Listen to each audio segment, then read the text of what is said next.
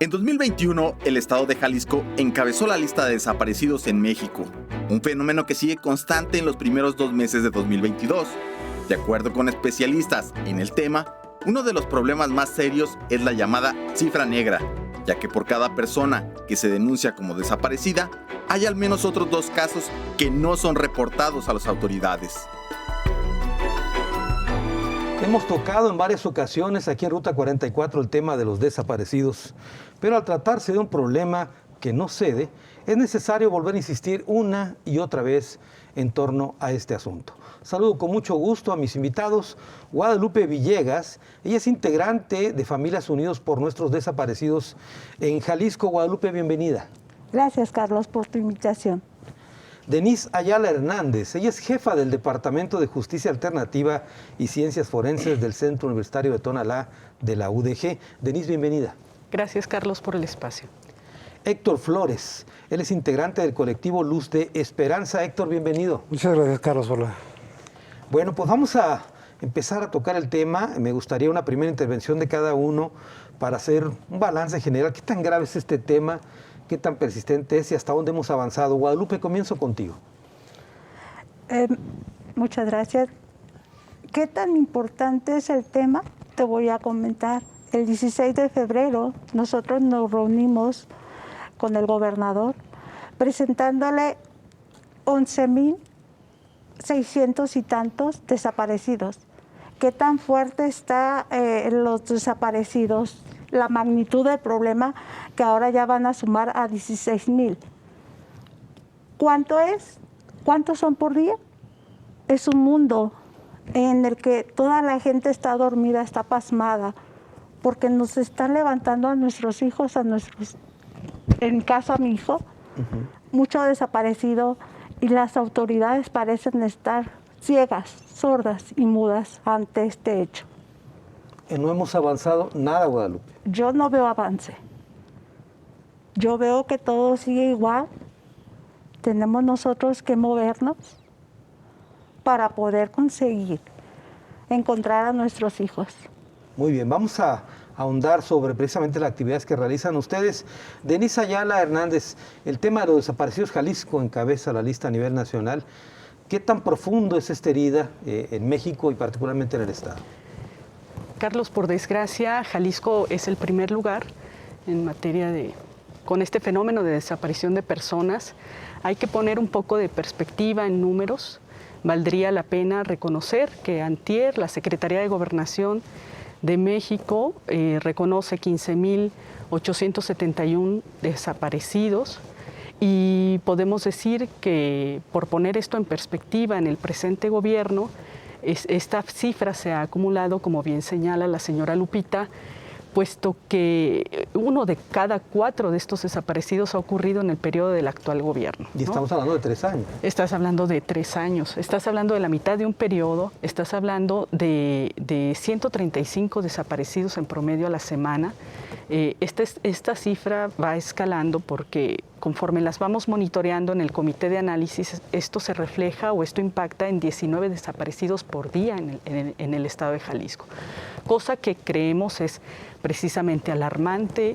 Es como para que el Estado hiciera un alto o declarara un estado de emergencia donde reconociera que estas cifras responden a una dinámica criminal que nos tiene puestos en la lona como sociedad, en una declaratoria que debiera de estar pasando de una crisis humanitaria.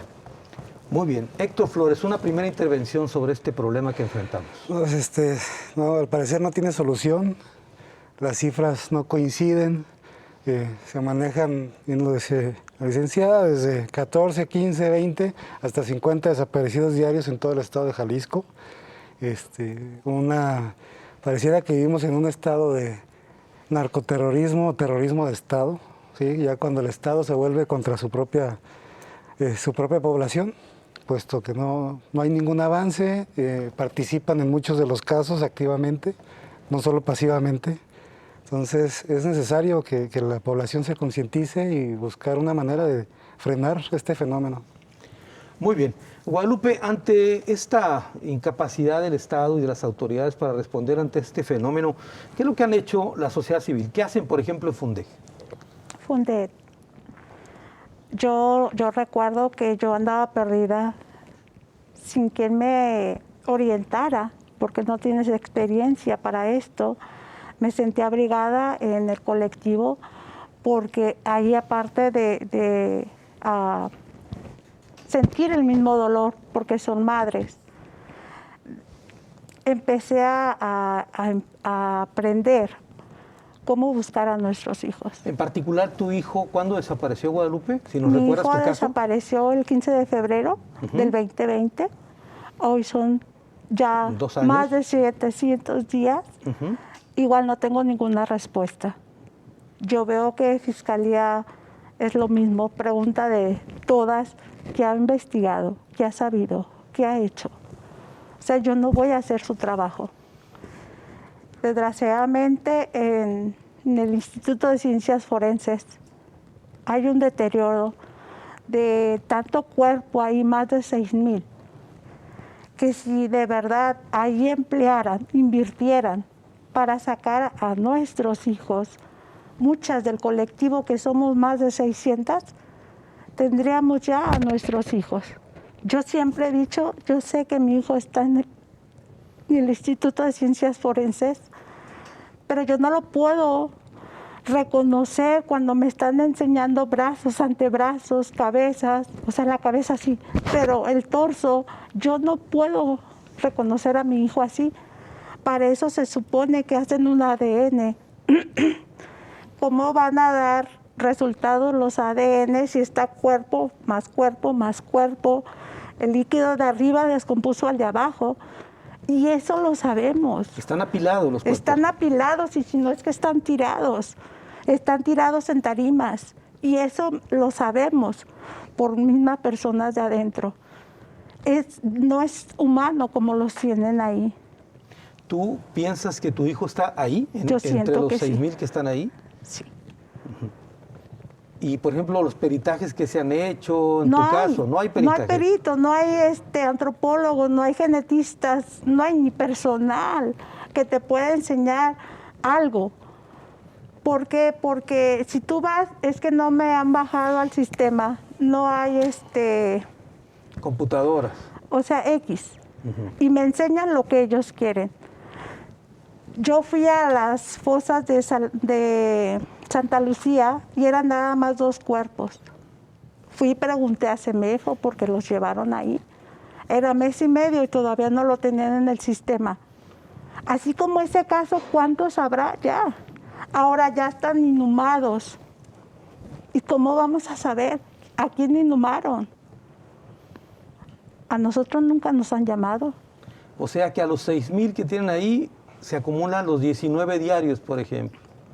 Y siguen trabajando, no sé, o se les sigue acumulando la chapa, porque Claro. no hay personal.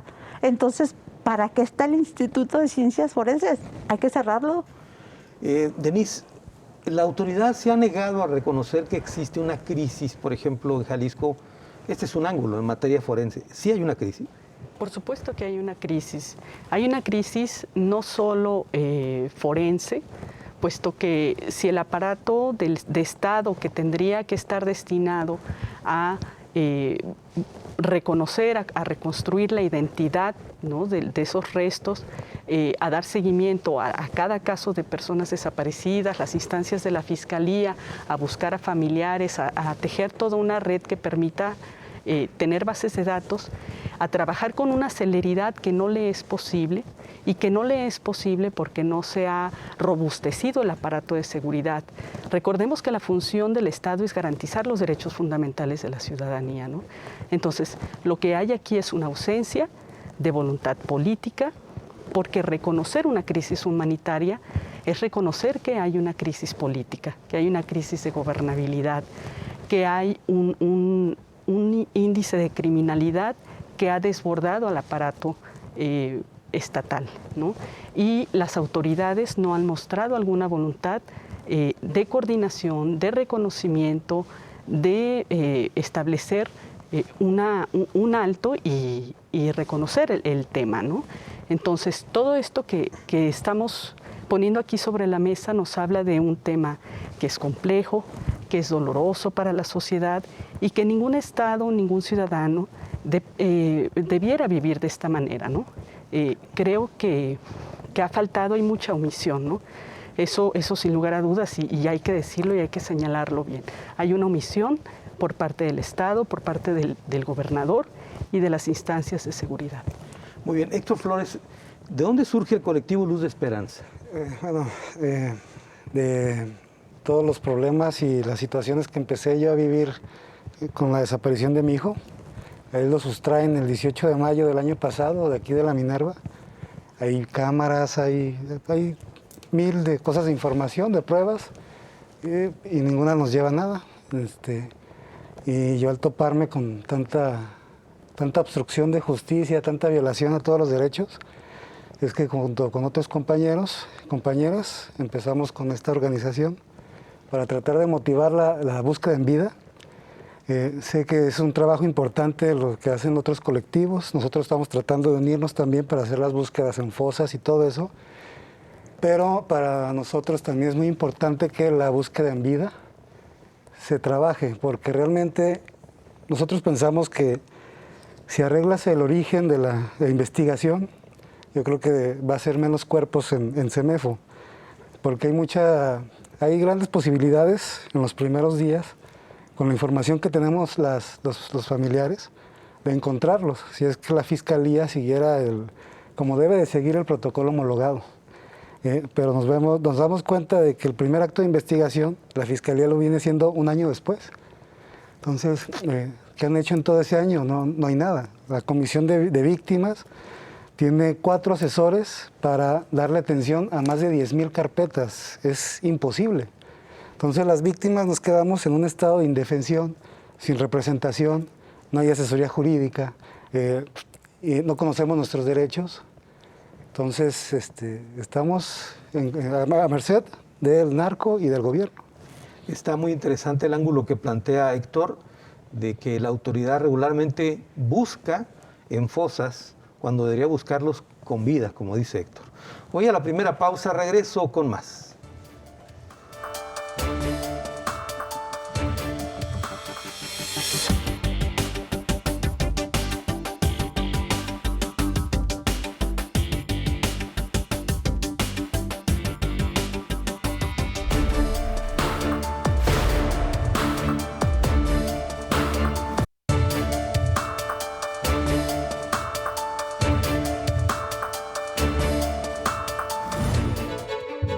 Las disputas por el mercado y el territorio jalisciense entre cárteles de las drogas han motivado que el fenómeno de los casos de desaparecidos sea constante en la entidad.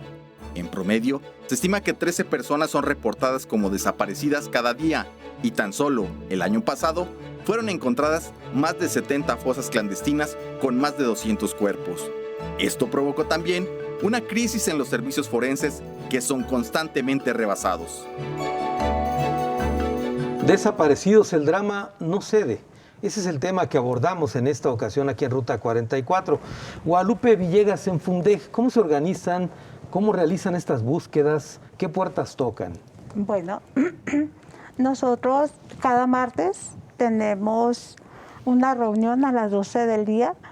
Todos los días hay guardia para ver a qué persona se le puede ayudar, a qué persona se le puede orientar, qué son los pasos a seguir. Nosotros nos organizamos por medio de la señora Lupita, que trae a los de búsqueda, y por medio de ella nos vamos a hacer las búsquedas. Hay también lo que me comenta el compañero, búsquedas en vida. También se volantea, se busca, las personas tal vez estén de indigentes, y igual hacer los operativos, como se dice, con la Fiscalía y con Comisión Estatal de Búsqueda. ¿También hacen eso? Sí. Y por ejemplo, hay gente que llega ahí en las reuniones de los martes que no sabe, no está orientada, no les asesoran, no les dicen nada. En ese momento que llega, nosotros pedimos el dato de la persona desaparecida, la edad, el día, si tenía tatuajes, todos los datos de la persona desaparecida, y pronto se le da difusión por medio del colectivo. Pero lo hacen ustedes, no lo hace la autoridad. No, nosotros lo hacemos por medio del colectivo. Pero es una tarea que la autoridad debería hacer. Tal vez, como es Comisión Estatal de Búsqueda, que es el que lo debe de hacer. Pero la Comisión Estatal de Búsqueda son unas cuantas personas, ¿no?, para atender un problema tan grande. Pero esos no trabajan a menos de que usted tenga ya datos de dónde está, ya sea una fosa. Mientras no, ellos los buscan por medio de redes sociales. Ese es su objetivo, ellos trabajan así. O sea que sin salir de la oficina, están en redes sociales. Así es. Ellos lo buscan por medio de redes sociales. Y el que busca en la tierra, en los lotes, son ustedes. Así es. ¿Cómo se organizan para ir a una búsqueda? Por ejemplo, un predio que dicen, reciben una información. No, como ahora en las de Salatitán, que ya son dos, muy cerca una de la otra. Nosotros hacemos guardia desde que llega Fiscalía, el Instituto de Ciencias Forenses, ahí nos estamos. Anotamos. ¿En las fosas? ¿Qué han encontrado, se refiere? Ajá, sí, a las fosas. Anotamos el número y deshinchos y todo eso. ¿Cuántas bolsas realmente sacan? Así es como nosotros buscamos. Y ustedes están vigilando que se haga bien eso y cuentan cuántos son. Así es. Porque en Jalisco pues ha sido numerosas las fosas que ha habido, ¿no? Así es. Sí, pero ahorita las dos de Salatitán, ahí hemos estado haciendo guardia. Para dar seguimiento a este tema. Sí. Denise, ¿cuál es la estructura que se supone debe atender este fenómeno? Entendemos que hay una comisión de búsqueda, está la Fiscalía, está por último punto el Servicio Médico Forense, claro, pero ¿cuál sería el andamiaje para atender eso? Pues precisamente todo el aparato que coordina la seguridad del Estado, ¿no? Aquí la cuestión es que el problema no se está atendiendo, no hay coordinación, no hay una estrategia. Debería de haber para este nivel de criminalidad una estrategia de inteligencia atacando el problema. Hay un debilitamiento, hay infiltración en los cuerpos policíacos. No lo decimos nosotros, el mismo gobernador lo ha llegado a reconocer en otros episodios.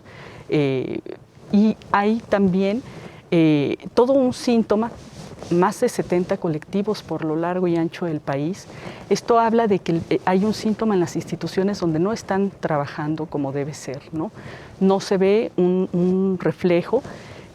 Muchas veces, por ejemplo, el instituto puede tener a lo mejor una identidad, pero el propio proceso burocrático hace que la instancia en fiscalía no busque al familiar hasta después de mucho tiempo.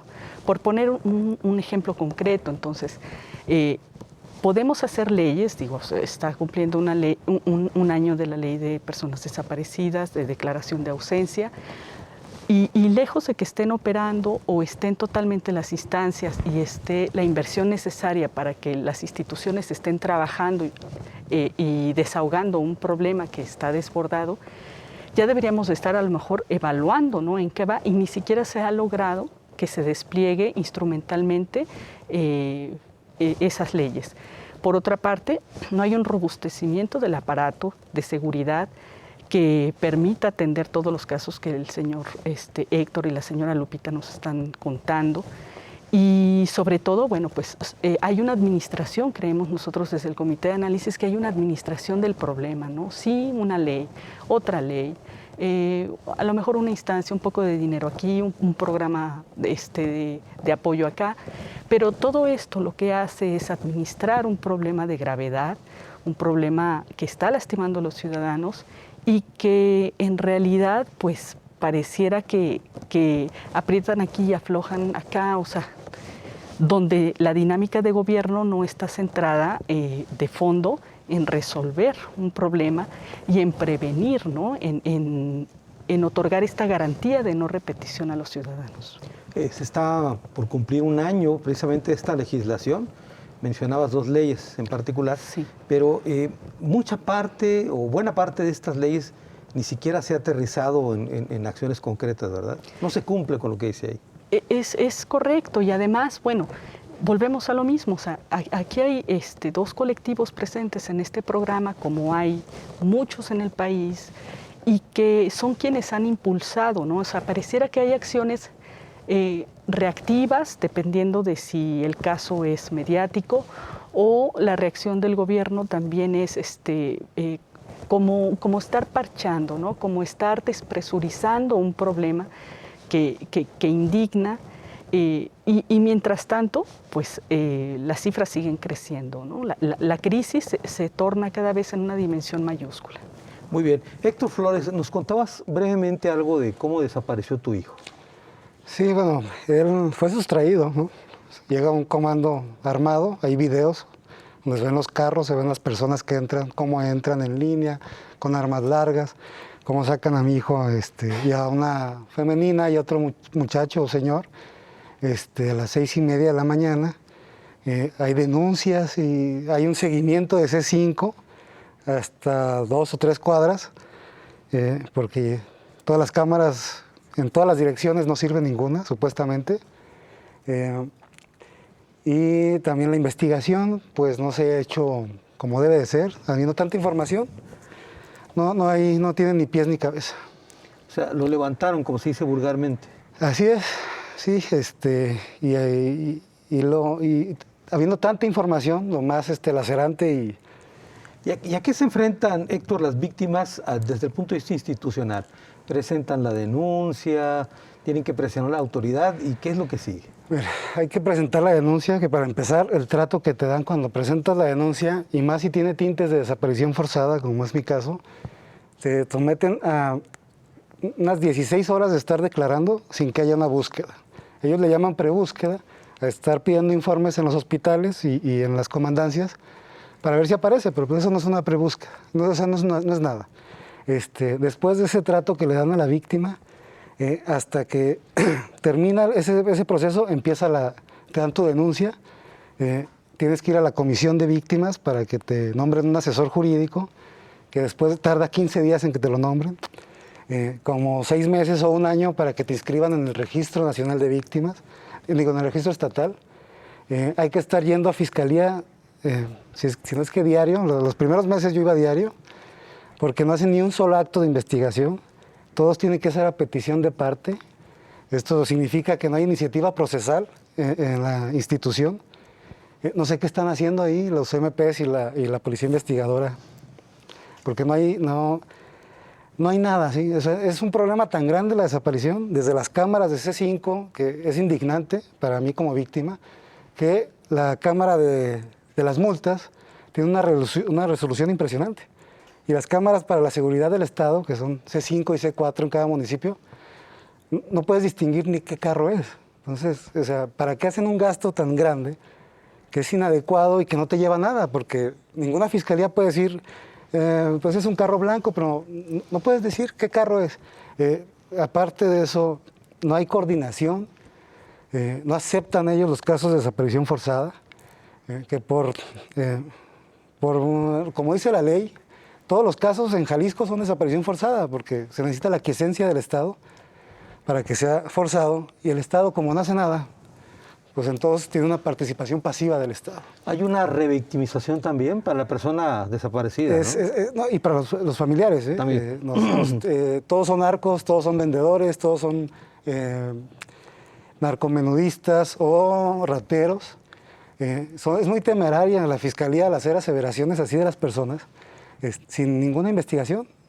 ¿Sí? Yo, en mi caso, pedí un informe contextual, y es humillante y es vergonzoso hasta para la misma institución, yo creo, presentar esos actos de investigación tan ridículos. Ahora, suponiendo, como dicen los abogados, sin conceder, que la persona desaparecida hubiese realizado alguna actividad delictiva, ¿eso no justifica su desaparición? No, claro que no, y menos por parte del Estado en compañía del narco, ¿sí? Porque es una realidad que nos cuesta ver aquí en Jalisco y que nos quieren callar la boca a todos. Es muy difícil hacer un acto de ese tipo si no está coordinado con el Estado. ¿Sí? Ha habido casos que luego agarran a los muchachos cuando quieren levantar a alguien, pero para hacer ese trabajo tienen que estar en coordinación directa. ¿Hay complicidad? Así es. ¿Sí? Y el Estado lo niega y nos revictimiza y nos deja en un estado de indefensión. No nos dan medidas de protección, Nosotros que estamos pujando desde quejas en derechos humanos, amparos, que abrimos nuestro colectivo para que las personas, darles asesoría jurídica desde el principio, porque el Estado no te dice que, ni siquiera te dicen que hay una comisión de víctimas. Entonces... Héctor, cuando tú presentaste la denuncia y te esperaste 6 meses, etcétera, ¿cuándo empezó la búsqueda? Si es que comenzó. Mire, la búsqueda empezó como a los 15 días, y eso porque ante la... Insistencia tuya. No, sí, el terror que uno siente, no sé cómo explicarte lo que es la agonía de todos los días estar así. Hice una marchita con 3 personas en la Minerva, y de ahí me genera una... Como era fue un día antes de la elección, me generó que Secretaría de... ¿Se fijaran en ti? Sí, entonces fueron a callarme la boca y me dijeron, ¿sabes qué? Ya, vete. Vamos a buscar. Y el lunes te veo en la Secretaría para llegar a un acuerdo. Muy bien, tengo que hacer otra pausa, regreso con más del tema.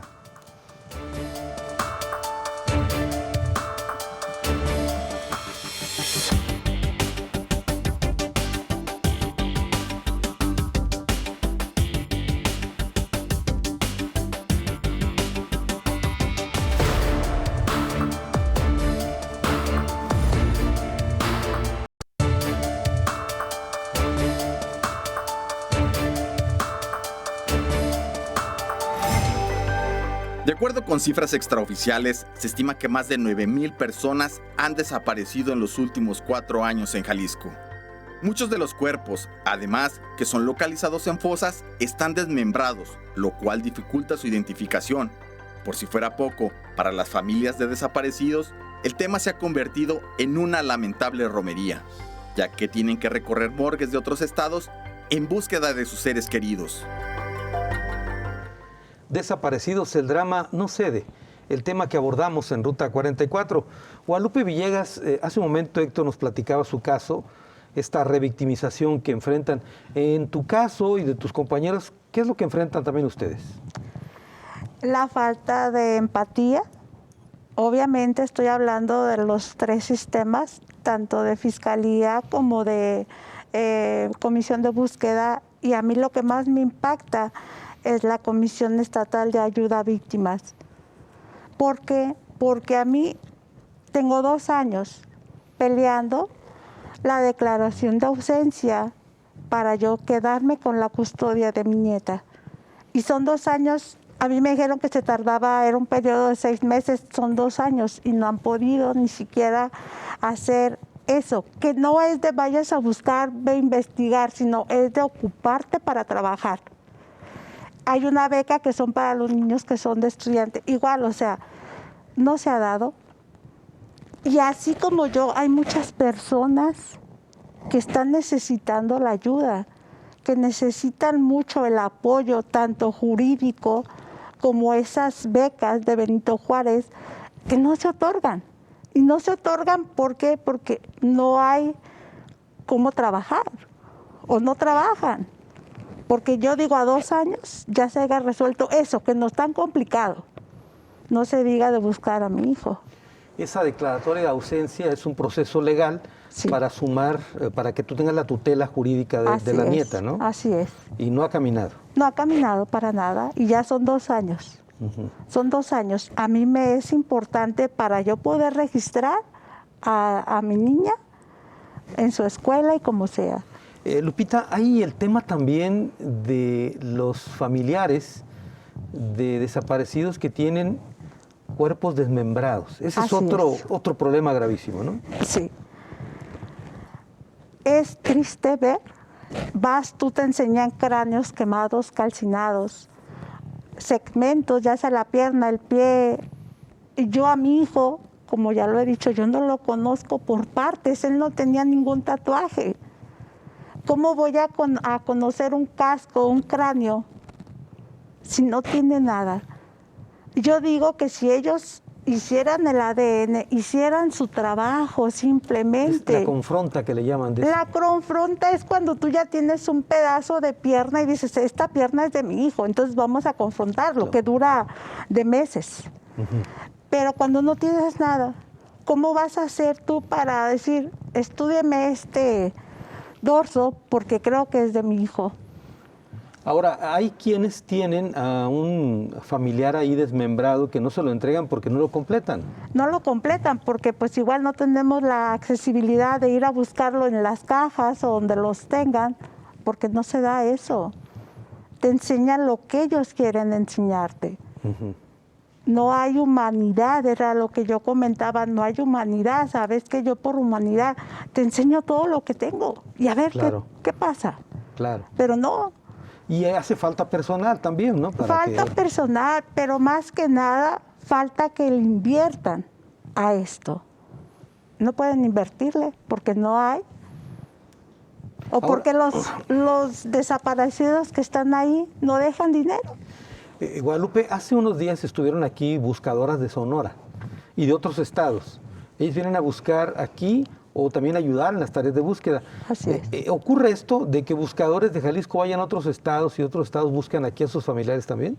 Sí, puede ser porque ahorita ya no sabemos para dónde los llevan y sí se ha localizado gentes en Tijuana o de allá para acá, pero más que nada es el trabajar en unión, que eso es súper elemental, en la comunicación, de que si allá tienen algo, nosotros de aquí lo enviamos y de allá nos lo envían, pero falta mucho unión. Claro. Yo sé que la unión no hace la fuerza, nunca nos van a escuchar. Yo me fijo en las marchas, somos 300 gentes, pero ¿cuántos son los desaparecidos? Claro, si saliera nomás uno por cada desaparecido. No, hombre, es un montón. Y son la familia, es la madre, el padre, el hijo, o sea, todo lo que deja un desaparecido. Todo lo que conlleva la desaparición de una persona es triste.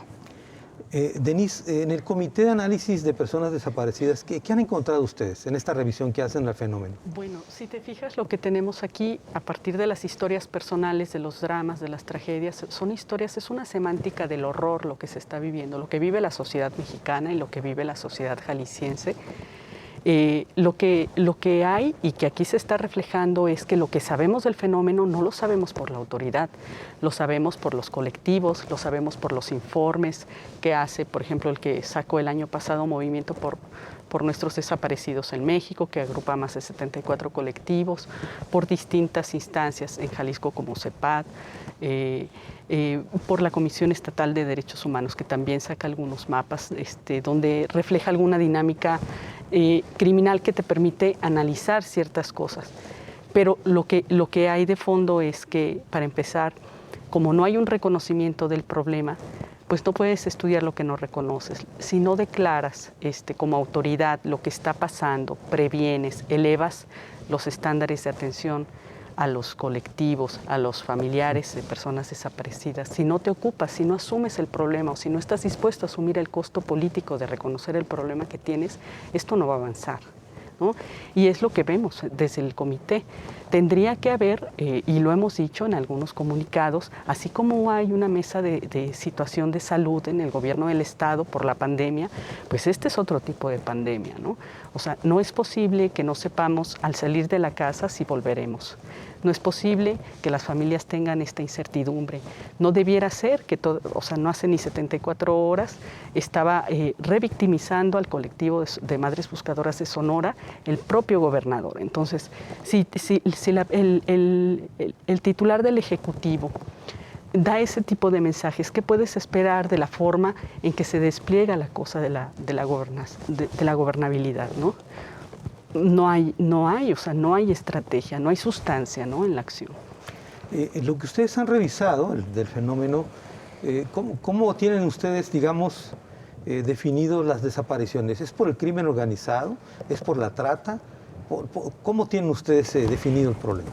Cada estado tiene comportamientos diferentes. Sin lugar a dudas, aquí el Cártel Jalisco Nueva Generación ha acentuado la dinámica criminal, y hay que decirlo, y esto lo sabe también el Estado, pero no lo dice, ¿no? Claro que hay todos los tipos de delitos que han existido, pero hay una serie de prácticas, de disputas territoriales que sabemos. Nada más por poner un ejemplo, hay estados donde como Aguascalientes o Yucatán, que de cada 10 personas, 9 se encuentran. En Jalisco, de cada 10 personas desaparecidas, 7 no se vuelven a encontrar. Eso dice cosas, o sea, esos datos, esos son datos que te dicen cuál es el comportamiento criminal.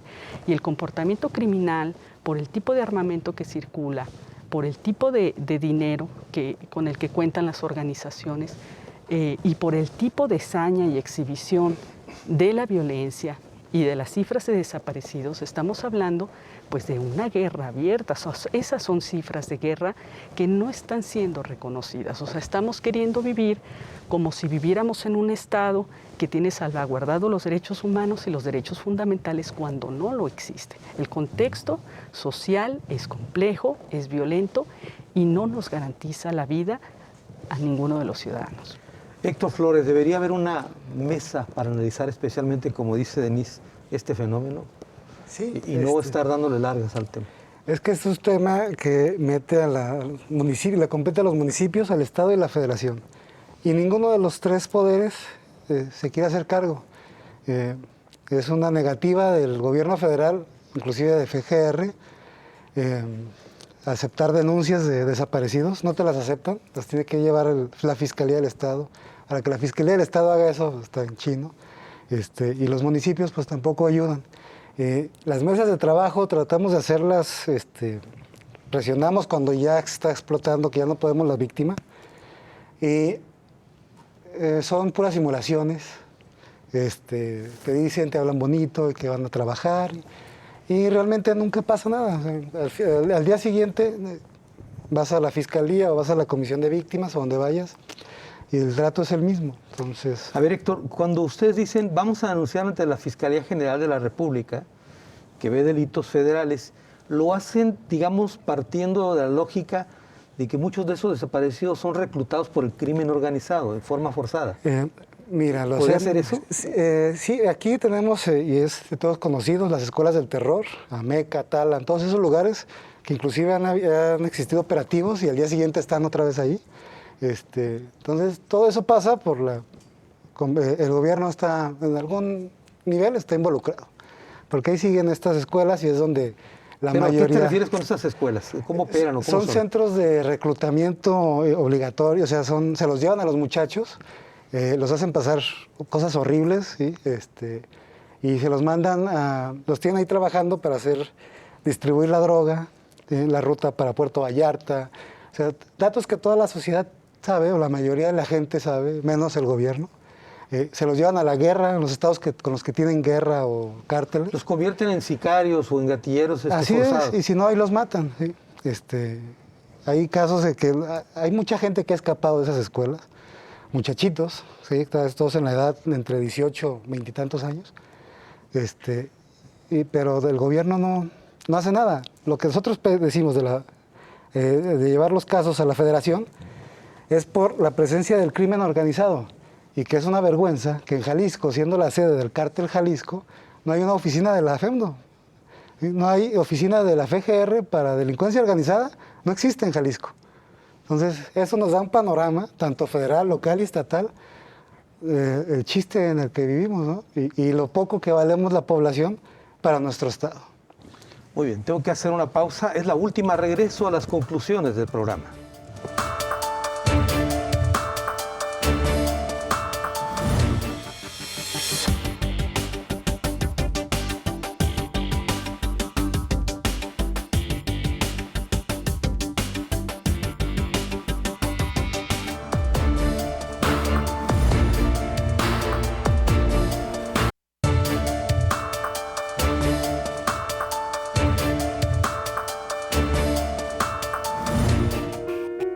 La Oficina en México del Alto Comisionado de las Naciones Unidas para los Derechos Humanos ofreció a diputados de Jalisco apoyo del organismo para la elaboración de nuevas leyes en la materia.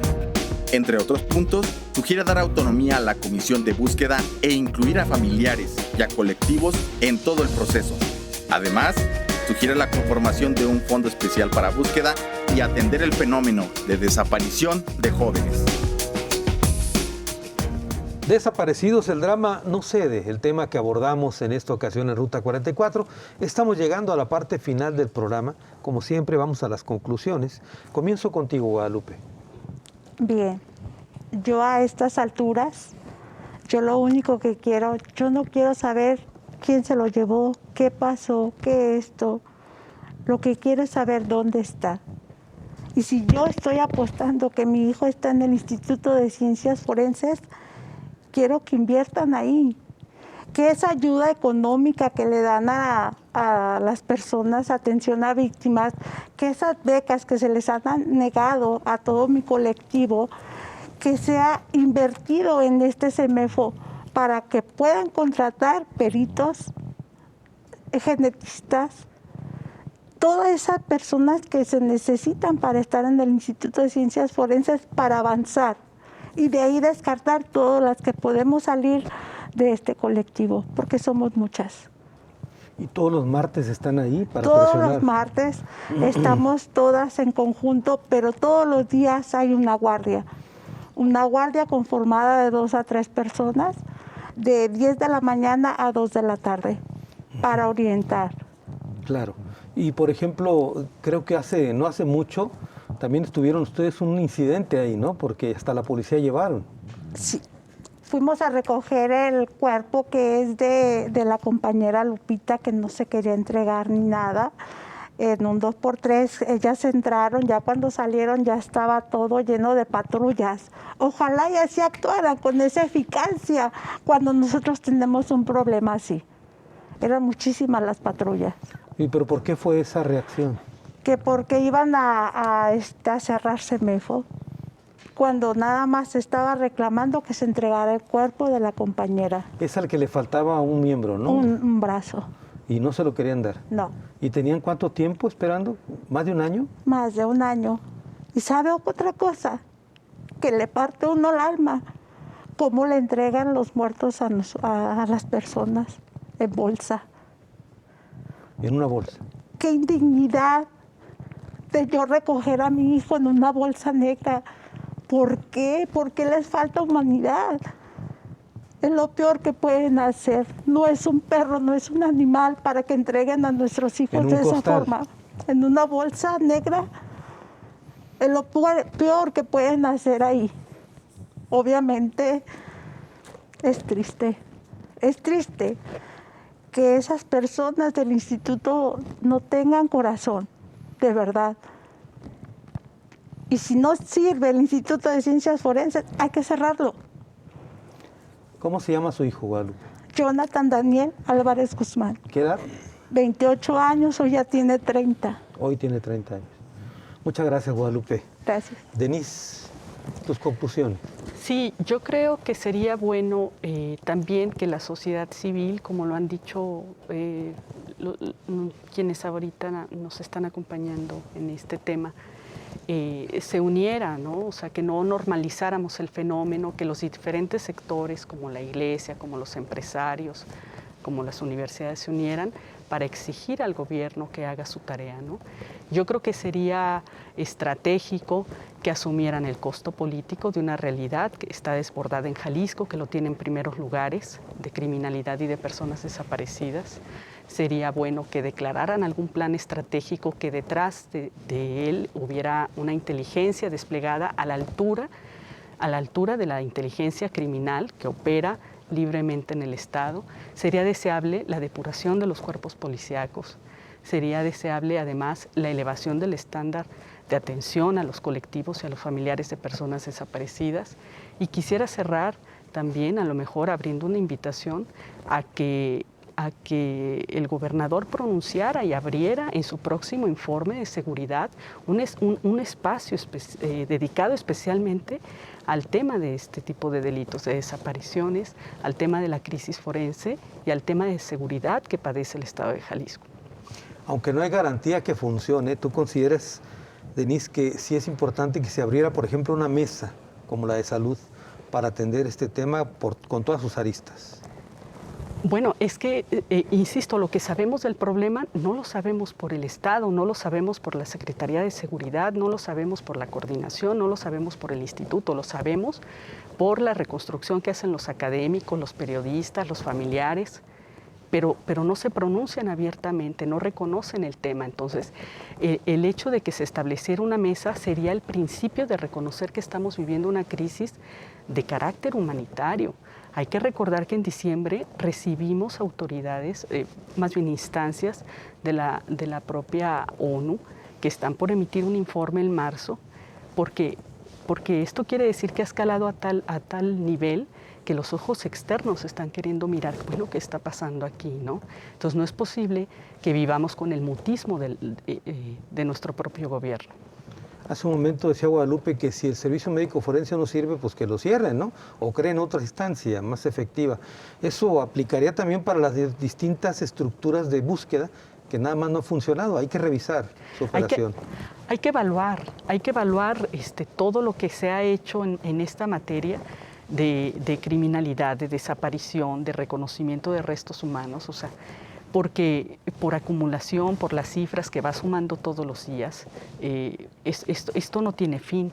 Si no empezamos por algo que tiene un costo político, pero que creo que es lo correcto, ¿no? Es decir, lo que debe hacer el gobernante es reconocer que estamos en crisis y a partir de eso se deriva lo demás.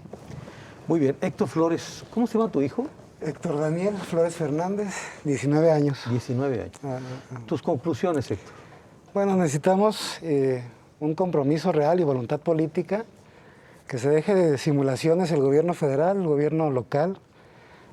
Nosotros puntualizamos y exigimos, estamos muy activos en la lucha para que los primeros pasos del protocolo, los primeros pasos de investigación, se hagan bien, los hagan en tiempo y forma. Este es un delito de alto impacto, de lesa humanidad. Entonces, y sus tiempos son inmediatos. No puedes dejar una investigación un mes, hay dejarla hasta un año. Entonces necesitamos que el gobierno haga lo que tiene que hacer, lo que le exige la ley, así como los ciudadanos cumplimos y nos exigen la ley con toda la fuerza y la maquinaria del Estado, que el Estado cumpla el mínimo que piden las leyes, y yo creo que eso sería lo primero para que las cifras empiecen a bajar.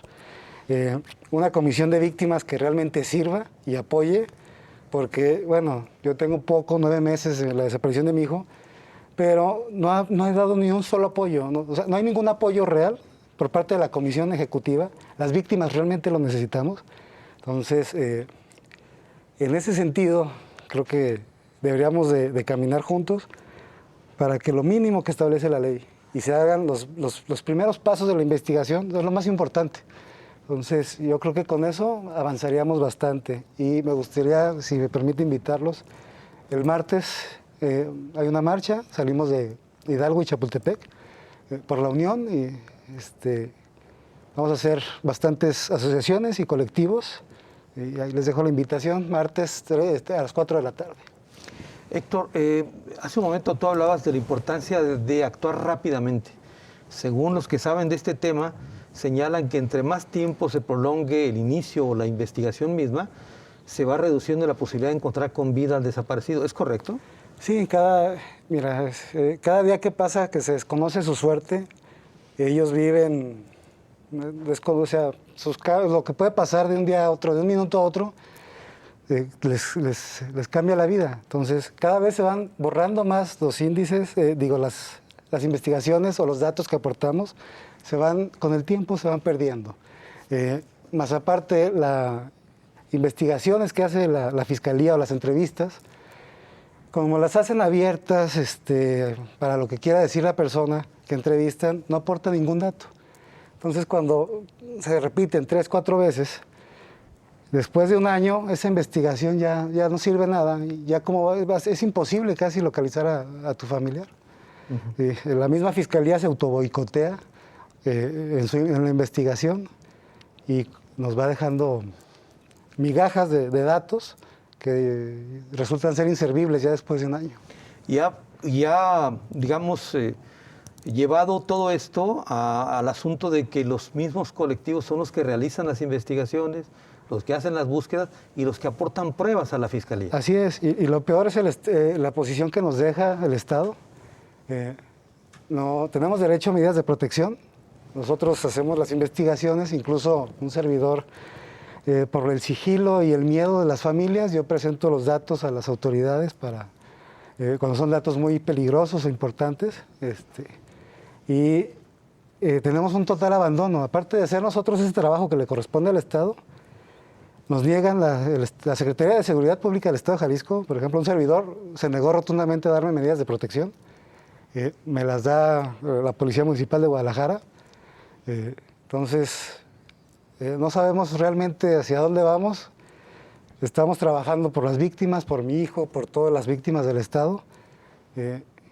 Y el Estado nos da la espalda y nos exhibe ante los cárteles o la delincuencia organizada. Y aparte de exhibirnos y de señalarnos de que, mira, él es el que él tiene datos y los están señalando ustedes, aparte de dejarnos así, nos dejan el olvido a nuestra suerte. Entonces... Muy bien. Héctor, muchas gracias. No, gracias a usted, muchas gracias. Denise, muchas gracias. Gracias. Y Guadalupe, muchas gracias. Gracias, Carlos, a ti. Como siempre, me quedo con unos segundos para una reflexión. Con 19 desaparecidos cada día, casi 16,000 acumulados en Jalisco, es evidente que algo se está haciendo o todo se está haciendo mal por parte de las instituciones de gobierno. Lo más importante es reconocer que hay una crisis en el tema de los desaparecidos, en el servicio médico forense también, y lo ejemplifico con lo que Guadalupe nos contó, que la comisión de búsqueda realiza su tarea buscando a los desaparecidos a través de redes sociales. De ese tamaño es el problema. Hasta la próxima.